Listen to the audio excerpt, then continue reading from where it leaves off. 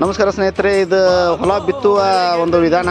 ಮೊದಲ ಎತ್ತಿಂದ ಬಿತ್ತಿದ್ರು, ಈಗ ಒಂದು ನಡಕಟ್ಟಿನ ಕೂರಿಗೆ ಅಂತೇಳಿ ಮಾತಿ. ಆ ನಡಕಟ್ಟಿನ ಕೂರಿಗೆಯಿಂದ ಯಾವ ಥರ ಹೊಲನ ಬಿತ್ತಾರೆ ಅನ್ನೋದು ತೋರಿಸ್ತೀನಿ ನೋಡಿ. ಇದು ನಡಕಟ್ಟಿನ ಕೂರಿಗೆ. ಇವರು ನಮ್ಮ ರೈತರು. ಇಲ್ಲಿ ಈ ಕೂರಿಗೆ ಒಳಗೆ ಏನೇನು ಹಾಕ್ತಾರೆ ಅನ್ನೋದು ತೋರಿಸ್ತೀನಿ ನೋಡಿ. ಗೋಧಿ ಬಿತ್ತನೆ ಮಾಡತ್ತಾರ.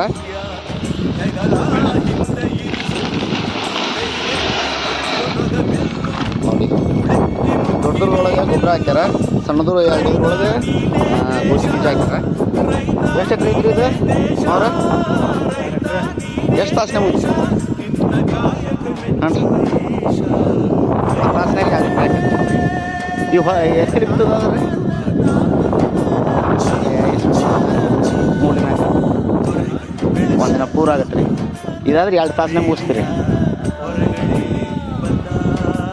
ನೋಡಿ ಸ್ನೇಹಿತರೆ. ಇದು 2 ತಾಸಿನೊಳಗೆ 2 ಎಕರೆ ಹೊಲ ಬಿತ್ತಾರೆ ನಮ್ಮ ರೈತರು. ನೋಡಿರಿ ಎಷ್ಟು ಚಂದ ಬಿತ್ತು ವಿಧಾನ ಬಂದಿದೆ.